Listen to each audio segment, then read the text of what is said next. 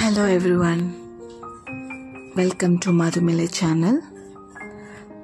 ఇక్కడ కనిపిస్తున్న చాలా ఫ్రెష్ ప్లాంట్ కనిపిస్తుంది కదా, ఇది మా గార్డెన్లోది. సో మిర్చి ప్లాంట్ చూడండి ఎన్ని మిర్చీస్ ఉన్నాయో. So I'm so happy to share this happy video. Amazing! ఇది ఒక వాలంటీర్గా వచ్చిన ప్లాంట్. ఇది మేము ఎటువంటి సీడ్స్ ఏమి వేయలేదు.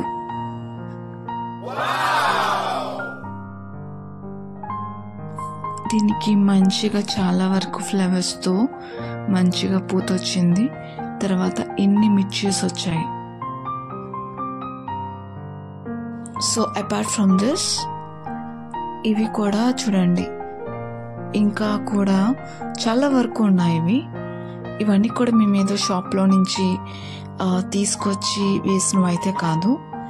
ఇవి ఎలా అంటే జస్ట్ మనం ఇప్పుడు వెజిటేబుల్స్ అన్నీ కట్ చేసుకున్న తర్వాత మనకి వేస్టేజ్ ఏదైతే ఉందో అందులో చాలా వరకు సీడ్స్ అన్నవి ఉంటాయి. అవన్నీ కూడా మీరు బయట పడేయకుండా, సో అవన్నీ కూడా మనకి ఆల్రెడీ మన గార్డెన్లో చాలా వరకు ప్లాంట్స్ ఉంటాయి కదా, అవన్నీ మీరు వేసేస్తే వాటికి చాలా ఎనర్జెటిక్గా ఉంటాయి అన్నమాట.